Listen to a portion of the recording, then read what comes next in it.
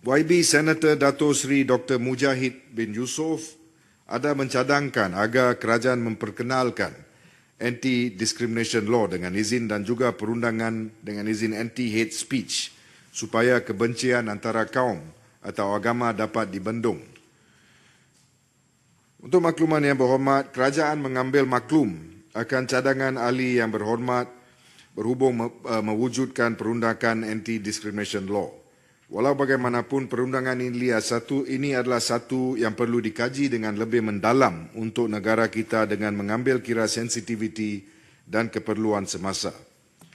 Bagi perundangan anti-hate speech, sesuatu perundangan yang digubal perlu mengambil kira hak kebebasan bersuara yang juga terjamin di bawah perkara 10(1)A Perlembagaan Persekutuan. Namun kebebasan bersuara ini bukannya bersifat mutlak. Ia boleh disekat di atas antara lain alasan dan tujuan yang termaktub di bawah perkara 10(2)A Perlembagaan Persekutuan di mana Parlimen boleh menggubal undang-undang yang menyekat hak kebebasan bersuara bagi tujuan antara lain untuk menjamin keselamatan ketenteraman awam, memelihara prinsip moral dan menentang penghinaan mahkamah, menentang fitnah dan menentang pengapian apa-apa kesalahan. Perkara 10(4) Perlembagaan Persekutuan juga memberi kuasa kepada Parlimen untuk menggubal undang-undang bagi melarang persoalan beberapa perkara sensitif seperti hak keistimewaan orang Melayu ataupun Raja-Raja Melayu.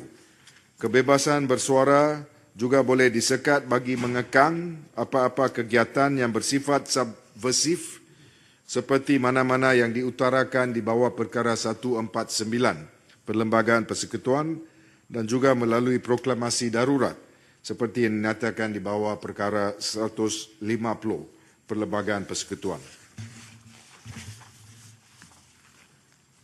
Tuan Yang Bertuah, pada masa ini terdapat beberapa undang-undang sedia ada yang mempunyai peruntukan bagi menangani unsur hate speech seperti di dalam Kanun Keseksaan Akta 574, Akta Mesin Cetak dan Penerbitan 1984 Akta 301, Akta Komunikasi dan Multimedia 1998 Akta 588 dan juga Akta Hasutan 1948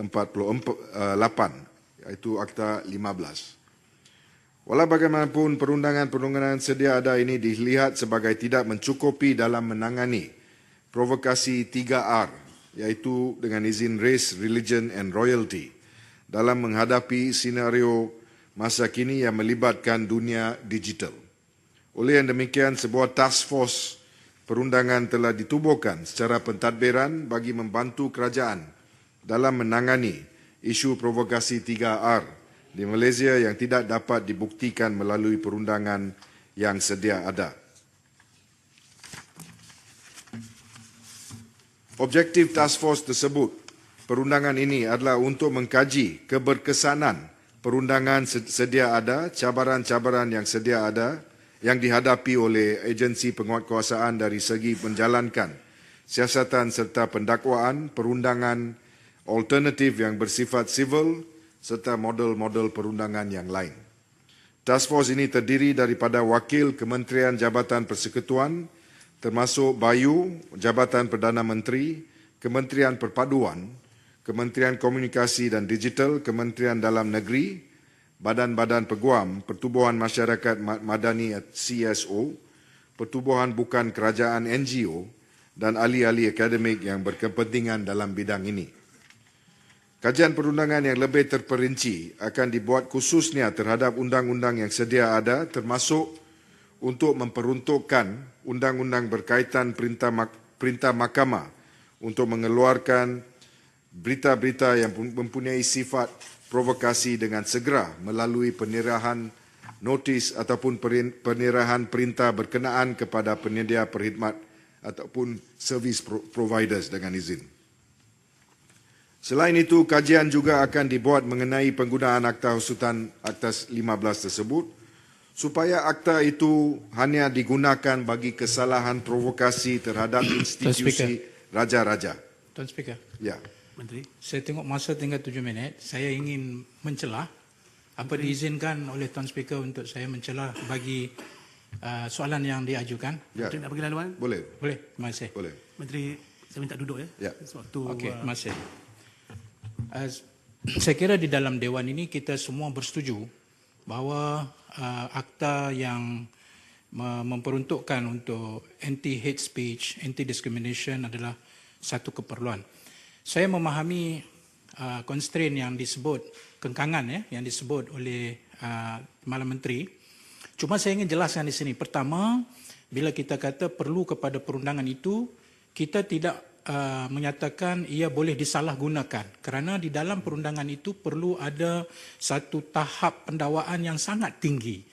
Mesti ada bukti bahawa dia itu memang sengaja untuk mencetuskan provokasi. Seperti repetition, seperti memberi kesan kepada ucapannya itu, kepada huru-haranya suasana.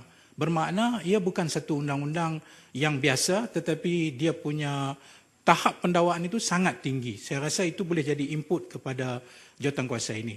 Yang kedua, anti-discrimination law yang saya cadangkan itu lebih kepada semangat artikel 8 untuk menyatakan no citizen shall be discriminated by their colours, religion, faith, colour and origin. So, saya rasa itu perlu diperundangkan kerana ia datang sekali dengan isu 3R ini. Dan yang ketiga, saya rasa yang ini tak perlu buat kajian mendalam. Mencadangkan Akta Suruhanjaya Keharmonian Nasional. Satu body yang sifatnya lebih kepada mediation, mediasi. Ada isu-isu yang melibatkan 3R, maka adanya satu Akta Suruhanjaya yang mediate apa yang berlaku supaya kita tidak mahu dia dilanjutkan kepada isu yang lebih jadi lebih kritikal. Jadi yang kedua poin celahan saya, mohon izin, ialah kita kena ingat akta yang ada ini memang dah tak dapat menangani isu 3R ini kerana akta itu dibuat zaman British. Akta hasutan dibuat zaman British. Colonialism punya mentality. Dia melihat rakyat sebagai subjek dia yang dia nak tekan. Tapi kalau ada satu undang-undang khusus tentang 3R, ia lebih bebas, dia lebih lihat secara spesifik masalah 3R yang kita hadapi. Akhirnya, saya mohon kepada jawatankuasa yang dimaksudkan oleh pihak Timbalan Menteri, rujuk kepada National Unity Consultative Council, di mana waktu itu saya yang mempengerusikan bahagian undang-undang. Saya orang yang seorang-seorang daripada pembangkang ketika itu dilantik, kalau masih ingat lagi. Ya, dan kita dah siap draft pun. 3 draft akta undang-undang kita dah siap. Pergi rujuk kepada Kementerian Perpaduan, di situ ada semua. Kita dah handle all the issues yang dibangkitkan. We are not going to reinvent the wheel all over again. Dan then datang lagi di sini, mungkin next session dia kata kita sedang membentuk jawatankuasa, kita akan meneliti. Lepas tu setahun dua pun tak timbul pun apa-apa dan 3R masih menjadi satu cabaran yang besar kepada negara kita. Itu mohon celahan saya dicatat dengan serius oleh pihak eksekutif. Terima kasih. Terima kasih Dr. Mujahid. Pengalaman beliau jadi menteri dulu ada relevan di sini. Terima kasih saya mengucapkan ke Yang Berhormat. Memang itu cadangan-cadangan yang kukuh, yang baik dan kami akan mengambil kira apakah yang telah pun dicadangkan tersebut, terutamanya berkenaan dengan penglibatan Yang Berhormat pada masa dulu sebagai menteri di dalam bidang ini yang cukup kami bermakna dan kami akan mengambil maklum. Sekian. Terima kasih.